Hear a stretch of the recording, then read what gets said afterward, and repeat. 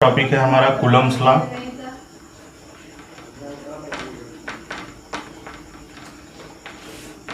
तो Coulomb's law क्या बताता है कि अगर हमारे पास दो पॉइंट चार्ज हैं तो उनके बीच में कितना फोर्स लगेगा, ये बताता है कूलम्ब्स लॉ। तो मान लेते हैं कि हमारे पास दो पॉइंट चार्ज हैं, दोनों के बीच का डिस्टेंस r है। एक चार्ज है Q1, एक चार्ज है Q2। तो हम लोग जानते हैं कि अगर दोनों सेम नेचर के होंगे तो रिपल्सिव फोर्स लगेगा। इसका मतलब ये है कि अगर Q1 इंटू Q2 की वैल्यू ग्रेटर देन 0 हुई तो कौन सा फोर्स लगने लगेगा? रिपल्सिव फोर्स लगने लगेगा, क्योंकि या तो दोनों पॉजिटिव होंगे या तो दोनों निगेटिव होंगे, तो उनका प्रोडक्ट ग्रेटर देन 0 होगा। और अगर एक पॉजिटिव होगा और एक निगेटिव होगा तो Q1 into Q2 less than 0 आएगा, और इस सिचुएशन में क्या होगा? अट्रैक्टिव फोर्स काम करेगा। तो मान लेते हैं कि इन दोनों के बीच में फोर्स लग रहा है F। तो कूलम्ब लॉ क्या कहता है? कूलम्ब लॉ ये कहता है कि इन दोनों चार्ज के बीच में, दोनों पॉइंट चार्ज के बीच में जो फोर्स लगेगा, वो फोर्स जो है एक्सपेरिमेंटली ये देखा जाता है कि वो फोर्स Q1 इंटू Q2 के डायरेक्टली प्रोपोर्शनल होता है। मतलब दोनों चार्ज के मैग्नीट्यूड का प्रोडक्ट जितना ज्यादा होगा उतना ही ज्यादा फोर्स लगेगा। और दूसरा किस पर डिपेंड करता है? F प्रोपोर्शनल 1/r² पे। तो अगर हम इन दोनों को मिला देते हैं तो F प्रोपोर्शनल Q1 Q2/r² आता है।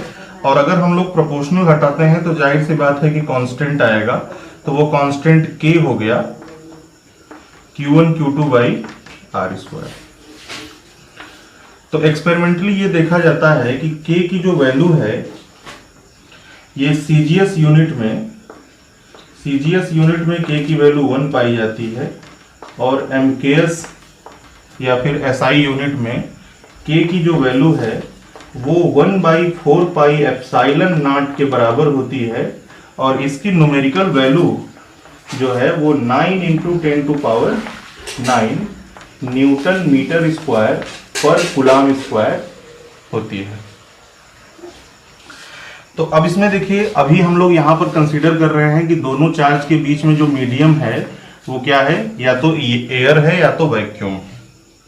तो यहाँ पर जो K की वैल्यू है वो एमकेएस यूनिट में 1/4 पाई एप्सिलॉन नॉट होती है, जिसकी numerical value 9 into 10⁹ newton metre square per coulomb square होता है।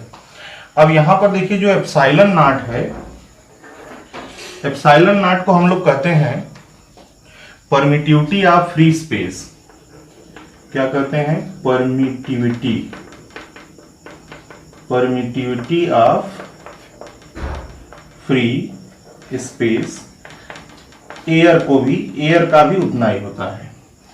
मतलब कि दोनों चार्ज पार्टिकल के बीच में जो मीडियम है, अभी जो हम लोग एयर कंसीडर किए हैं, उसकी परमिटिविटी होती है एप्सिलॉन नॉट, और इसकी जो वैल्यू होती है एप्सिलॉन नॉट की वो होती है 8.85 इंटू 10⁻⁻12 कूलम्ब स्क्वायर पर न्यूटन मीटर स्क्वायर।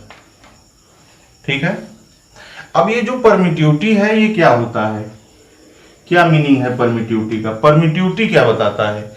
किसी मीडियम की परमिटिविटी होती है ability of a medium to store electric energy. वो मीडियम कितनी इलेक्ट्रिक एनर्जी स्टोर कर सकता है, उसकी कितनी क्षमता है, वो बताता है परमिटिविटी। तो परमिटिविटी का क्या मतलब है वो हम यहां पर लिख देते हैं। परमिटिविटी का मतलब ability of a medium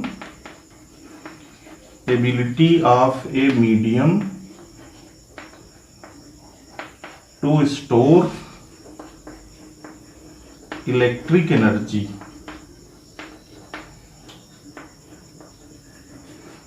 ability of a medium to store electric energy is called permittivity. ठीक है, इज कॉल्ड परमिटिविटी। तो ये रहा हमारा जो है कूलम्ब्स लॉ। आइए देखते हैं, अगर दो चार्ज के बीच में मीडियम अगर हम लोग चेंज कर दें तो क्या होगा। मान लेते हैं कि चार्ज क्या है? Q1 और Q2 है, लेकिन इसके बीच में अब कोई मीडियम है, लोहा, लकड़ी, प्लास्टिक, कुछ भी हो सकता है।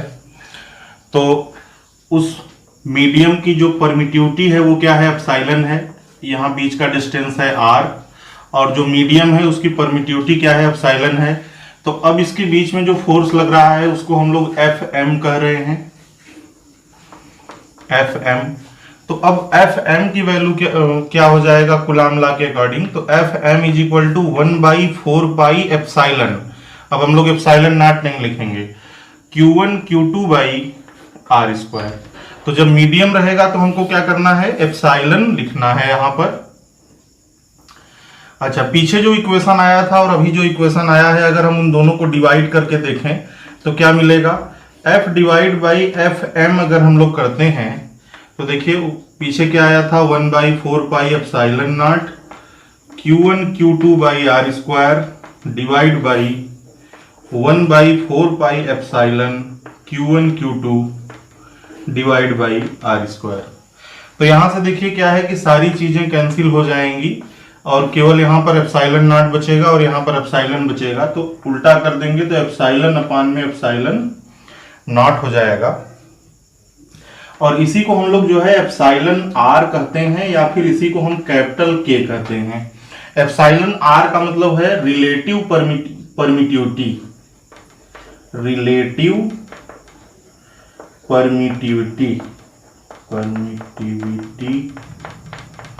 और के को हम लोग कहते हैं डाइलेक्ट्रिक कांस्टेंट। दोनों एक ही चीजें हैं, नाम अलग अलग है। और इसको हम लोग क्या कहते हैं, डाई इलेक्ट्रिक कांस्टेंट,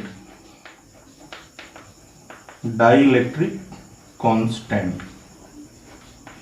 ठीक है, तो अगर हम लोग इसको और उसको ध्यान से देखें तो हम लोग एक रिलेशन देख रहे हैं कि F divide by F M is equal to क्या आ गया, के आ गया। इसका मतलब ये हुआ कि मीडियम में लगने वाला force is equal to air में लगने वाला फोर्स। F का मतलब क्या है यहाँ पर, अगर मीडियम एयर रहेगा तब, बीच में अगर एयर रहेगा तो फोर्स जो लगेगा उसको हम F कह रहे हैं। तो एयर में लगने वाला फोर्स डिवाइड बाई कैपिटल के मतलब डाई इलेक्ट्रिक कांस्टेंट या फिर रिलेटिव परमिटिविटी। तो ये भी एक फार्मूला हमारे पास हो गया।